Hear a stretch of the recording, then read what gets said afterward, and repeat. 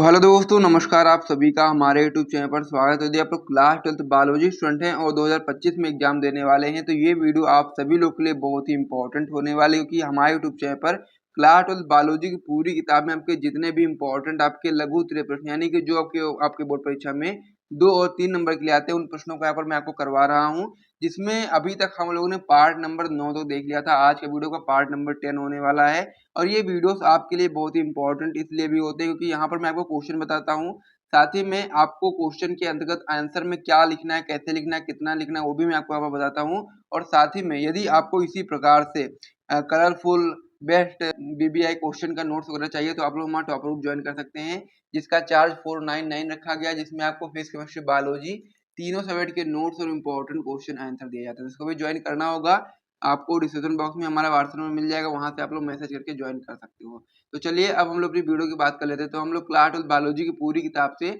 आपको जो 2 और 3 वाले जो मोस्ट इंपॉर्टेंट क्वेश्चन होते हैं उनको हम लोग कर रहे थे। ऑलरेडी हम लोग 9 पार्ट तक कर चुके हैं। आज आपका 10 पार्ट होने वाला, पार्ट नंबर 10। और आज पार्ट नंबर 10 में जो महत्वपूर्ण प्रश्न करने वाले, आइए उसको देखना शुरू करते हैं बिना टाइम को वेस्ट किए हुए। तो सभी लोग जल्दी से वीडियो को लाइक कर दो, चैनल को भी सब्सक्राइब कर दो, फिर हम लोग आगे बढ़ते हैं और जो क्वेश्चन आज हम लोग करने वाले उसको करना शुरू करते हैं। ये सारे प्रश्न हम लोग पिछली वीडियोस में कर चुके हैं। यदि आप लोगों ने नहीं देखा है तो प्लेलिस्ट में जा करके प्लेलिस्ट में चेक कर सकते हो, वहां पर आपको सारे क्वेश्चन मिल जाएंगे। तो आज का जो हमारा पहला महत्वपूर्ण प्रश्न हो जाता है, जो कि आपका हो जाता है, प्राथमिक तथा द्वितीयक वाहित मल उपचार के बीच मुख्य अंतर हम लोग को यहाँ पर बताना है। क्या बताना है? प्राथमिक एवं द्वितीयक जो आपका वाहित मल उपचार होता है इसके बीच में क्या अंतर होता है, ये हमको इसमें बताना है। अब ये क्वेश्चन बहुत ही इंपॉर्टेंट होता है और ये क्वेश्चन आपका दीर्घ उत्तरीय प्रश्न में बनता है और साथ ही में 2 और 3 नंबर में भी ये क्वेश्चन आता है कि वाहित मल की कितनी विधियां होती हैं, उन सभी चीजों के बारे में बताइए। तो यहाँ पर 2 भाग होते हैं कि आपका पहला होता है प्राथमिक, दूसरा आपका होता है द्वितीयक। तो प्राथमिक और द्वितीयक वाहित मल उपचार के जो मुख्य बिंदु हैं या मुख्य अंतर हैं उनके बारे में आइए समझते हैं। सबसे पहले आप हेडिंग लगाओगे इस प्रकार से, प्राथमिक तथा द्वितीयक वाहित मल उपचार के मुख्य अंतर निम्नलिखित हैं। इधर आप हेडिंग लगा दोगे प्राथमिक वाहित मल उपचार, इधर आप लगा दोगे द्वितीयक वाहित मल उपचार। इस प्रकार से लगाने के बाद लिखना स्टार्ट करोगे। सबसे पहले प्राथमिक वाहित मल उपचार में लिखोगे आप लोग कि यह उपचार की भौतिक विधि है। प्राथमिक वाहित मल उपचार क्या है आपका? यह आपका उपचार की भौतिक विधि है। वहीं पर जब आप लोग द्वितीयक वाहित मल उपचार की बात करेंगे तो यह आपका जैविक विधि होती है। तो यहाँ पर आपको ये पहला पॉइंट याद करना है कि जो आपका प्राथमिक वाहित मल उपचार होता है यह आपका उपचार की भौतिक विधि होती है और जो आपका द्वितीयक वाहित मल उपचार होता है यह आपका उपचार की जैविक विधि होती है। तो इस प्रकार से आपका पहला पॉइंट हो गया। दूसरा पॉइंट आप बताएंगे प्राथमिक वाहित मल उपचार में कि इसमें बड़े कणों और बहते हुए कूड़े करकट जैसे कि कागज, ठोस पदार्थ जैसे मिट्टी, ग्रिट आदि पदार्थों को अलग करने का काम किया जाता है। किसमें? प्राथमिक वाहित मल उपचार में। यानी कि जो बहता हुआ पानी होता है उसको स्वच्छ करने के लिए प्राथमिक वाहित मल उपचार में सबसे पहले बड़े कणों और साथ ही में बहते हुए कूड़े करकट जैसे कागज, ठोस पदार्थ, मिट्टी, ग्रिट आदि पदार्थों को अलग किया जाता है इसके अंतर्गत। वहीं पर हम लोग बात करेंगे जब द्वितीयक वाहित मल उपचार में, तो इसमें आपका निलंबित और घुलित कार्बनिक पदार्थों को अलग किया जाता है। यानी कि जो ऐसे पदार्थ जो बहुत ही छोटे होते हैं जो कि हमको दिखाई नहीं देते हैं उनको यहाँ पर निकाला जाता है।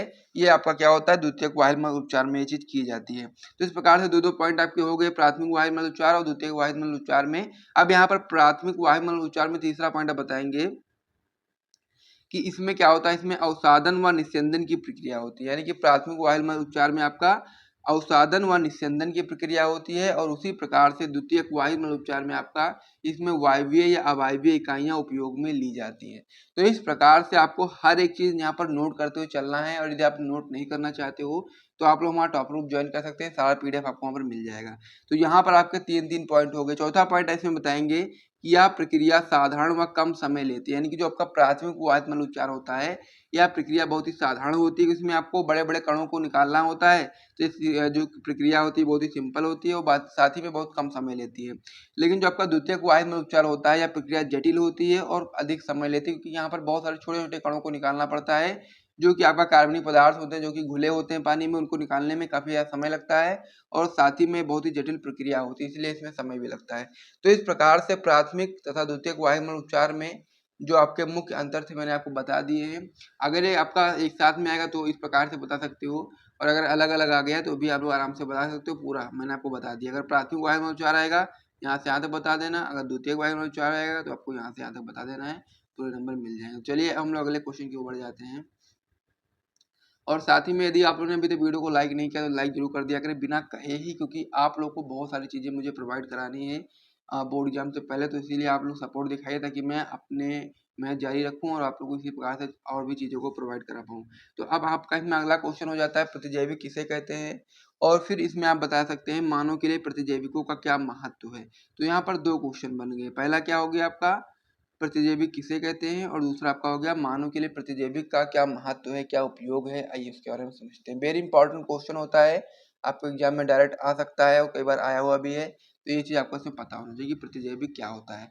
अब यहाँ पर क्लास 12 की बायोलॉजी में जितने भी आपके इंपॉर्टेंट क्वेश्चन है वो सारे मैं करवा दे रहा हूँ। आपको पीआईक्यू क्वेश्चन ढूंढने की जरूरत नहीं पड़ेगी, बस आपको क्या करना है, सभी वीडियोस को ध्यान से देखना पड़ेगा बस, ठीक है।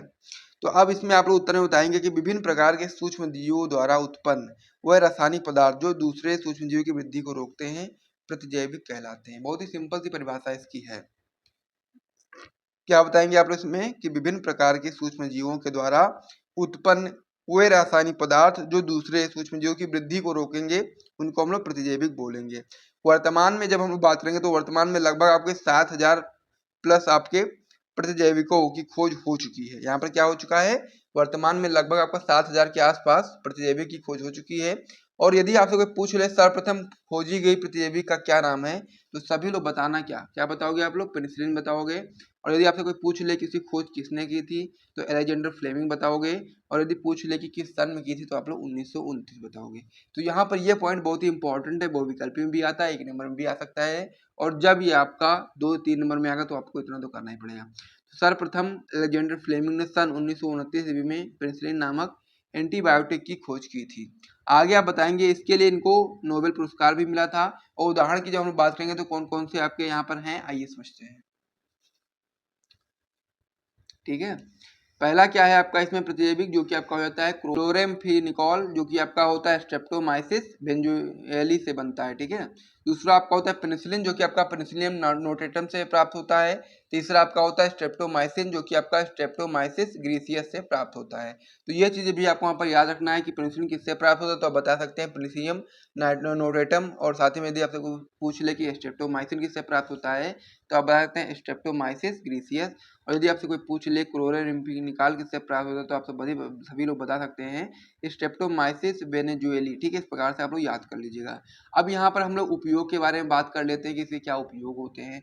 तो उपयोग में आप बताएंगे कि प्रतिजैविकों का उपयोग विभिन्न रोगों जैसा कि विषाणु जनित जो रोग होते हैं, ज्यादातर इन्हीं रोगों में हम लोग प्रतिजैविक का उपयोग करते हैं। तो यहाँ पर बताएंगे आप लोग कि प्रतिजैविकों का उपयोग विभिन्न रोगों मुख्यतः जीवाणु जनित के उपचार में किया जाता है। ये औषधियां अन्य सूक्ष्मजीवों की वृद्धि का संदमन कर उनको नष्ट कर देती है। यानी कि जो प्रतिजैविक होता है इसका उपयोग हम लोग विभिन्न प्रकार के रोगों में करते हैं, जो कि मुख्यतः आपका जीवाणु जनित जो रोग होते हैं उनमें ये चीज होती है।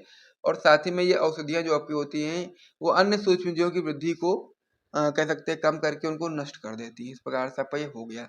तो प्रतिजैविक किसे कहते हैं, इसका क्या महत्व होता है मानव जीवन में, वो मैंने आपको बता दिया है, सारी चीजें मैंने समझा दी हैं। अब हम लोग अगले क्वेश्चन की ओर बढ़ जाते हैं। अब आपका इसमें अगला क्वेश्चन हो जाता है कि बायोगैस क्या है। क्वेश्चन क्या हो जाता है आपका, बायोगैस क्या है। तो बायोगैस क्या है ये चीज आपको इसमें बताना है, बहुत ही इंपॉर्टेंट क्वेश्चन होता है। साथ ही में इसमें ये भी आपको बताना है इससे मनुष्य को होने वाले 2 लाभ भी हमको बताने हैं। तो यहाँ से बहुत सारे लाभ होते हैं, यहाँ पर हमको 2 लाभ बताने हैं और साथ ही में बायोगैस के बारे में बताना है। तो ठीक है, बायोगैस जो आपका होता है इसके बारे में समझते हैं। तो बायोगैस में आप बताएंगे उत्तर में कि बायोगैस मीथेन की प्रचुरता वाली ईंधन गैस है। क्या है आपका, बायोगैस जो आपका होता है ये आपका कह सकते हो आप लोग मीथेन की प्रचुरता वाली ईंधन गैस है। यह गैस जैवभार के अवायवीय विखंडन या किण्वन से उत्पन्न होती है। तो यह पहला आपका क्या होगा, परिभाषा होगी बायोगैस की। तो बायोगैस मीथेन की प्रचुरता वाली ईंधन गैस है, ये याद करना। फिर आप लोग याद करिएगा यह गैस जैवभार के अवायवीय विखंडन या किण्वन से उत्पन्न होती है। आगे आप बताएंगे कि बायोगैस में जो आपके घटक होते हैं उसमें आप बताएंगे बायोगैस में आपका 50 से 70% तक आपकी CH4 यानी कि मीथेन होती है। 30 से 40% तक आपका CO2 होता है। 1% आपका H2S होता है तथा सूक्ष्म मात्रा में, बहुत कम मात्रा में H2, N2, O2 तथा CO आदि गैसें प्राप्त होती है, मतलब इसमें मिली रहती हैं। तो यहाँ पर आपको याद रखना इसी चीज़ों को, ताकि इनके घटक भी आपको पता हों कि बायोगैस में कौन-कौन सी चीज़ें होती हैं। तो यहाँ पर आप इन सभी चीज़ों को याद कर लीजिएगा, ठीक है? तो बायोगैस में आपका 50 से 70% क्या होता है? मीथेन होता है, 30 से 40% आपका CO2 होता है, 1% आपका H2S होता है तथा सूक्ष्म मात्रा में आपका H2, N2, O2, CO इस प्रकार से गैसें होती हैं। तो बायोगैस के बारे में संपूर्ण जानकारी मैंने आपको दे दी है। एक क्वेश्चन भी आपकी बोर्ड परीक्षा में 1 नंबर, 2 नंबर, 3 नंबर में आता है, तो इसीलिए आपको उसको तैयार करना पड़ेगा। लाभ की जब हम बात करेंगे तो लाभ में आप बताएँगे बायोगैस के लाभ के बारे में कि बायोगैस के निर्माण के बाद जो आपका बच जाता है अपशिष्ट पदार्थ, उसका उपयोग हम लोग खाद के रूप में खेतों में कर देते हैं, ठीक है?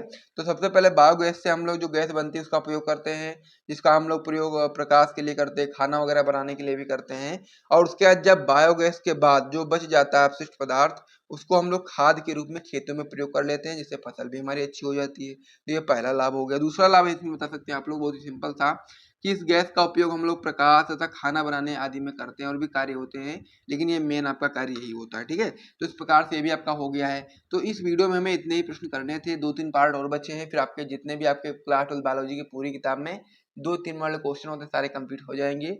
उसके बाद फिर आप लोग दीर्घ उत्तर के प्रश्न की ओर हम लोग बढ़ जाएँगे, उसमें भी हम लोग कर लेंगे। और साथ ही में यदि आपको वीडियो पसंद आए तो वीडियो को लाइक करिए, चैनल को सब्सक्राइब करिए। मिलते हैं नेक्स्ट पार्ट में, तब तक के लिए जय हिंद।